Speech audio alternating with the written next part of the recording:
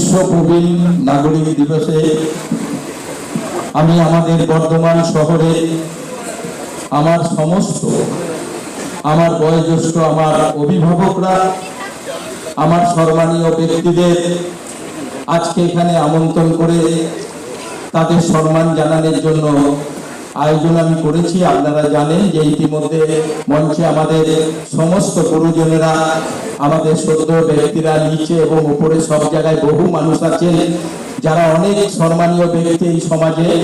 আমরা তাদের অনেককে উপরে তুলতে পারলাম না যেহেতু জায়গা ছোট।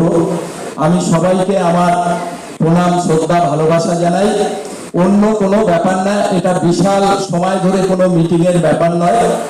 আমরা যেমন বিভিন্ন কর্মসূচি করি, আমরা মনে করি আমাদের যারা গুরুজন তাদের আমাদের এই প্রবীণ নাগরিক দিবসে একটু শ্রদ্ধা জানানো দরকার।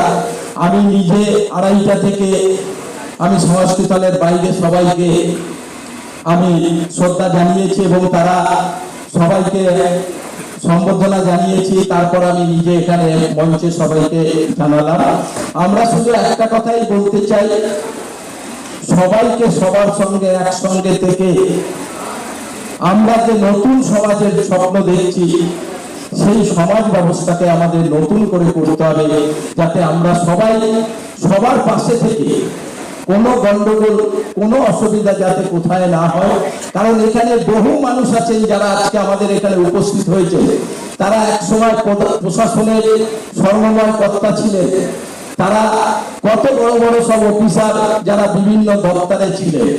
কারণ আমি মনে করি আমি রাজ্যের মাননীয় মুখ্যমন্ত্রী সবকিছু ফলো করি, কারণ মাননীয় মুখ্যমন্ত্রী যেসব কাজগুলো বাংলার মানুষের জন্য করেন আমিও চেষ্টা করি আমার শহরের মানুষদের সেইভাবে নেওয়ার চেষ্টা করি। তাই আজকে মাননীয় মুখ্যমন্ত্রীর অনুপ্রেরণা আমরা এই বিশ্ব প্রবীণ নাগরিক দিবস আজকে পালন করছি।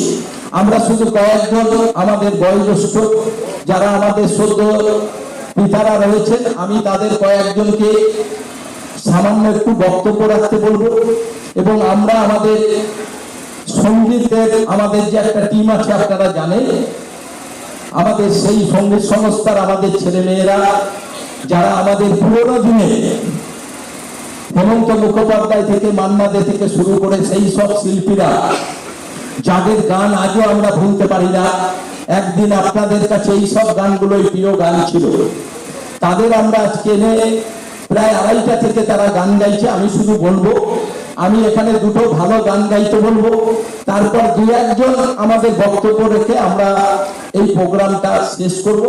আপনাদের সবাইকে বলবো প্রোগ্রাম অল্প সময়ের জন্য, কারণ মূল ব্যাপার হচ্ছে আমাদের সম্বোধনা জানানো, সেটা আমরা প্রায় সবাইকেই জানিয়েছি যেটা মূল ব্যাপার।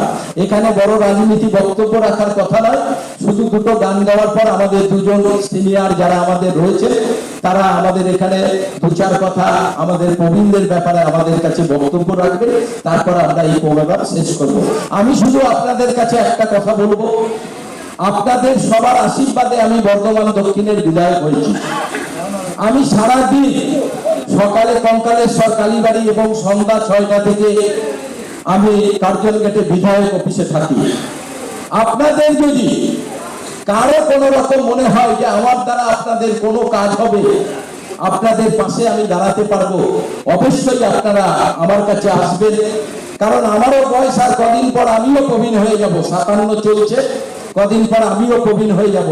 আমরা মনে করি আমাদের যখন প্রতিটি মানুষের বয়স হয়ে যায় তখন আমাদের বহু ছেলে মেয়েরা আছে তার পিতামাতার কথা ভাবে না, যারা আমাদের জন্মদাতা, যারা আমাদের এই পৃথিবীতে এনেছে, যখন সেই মানুষগুলো 70, 65, 80 বছর বয়স হয়ে যায় তখন কেউ মা বাবার কথা ভাবে না।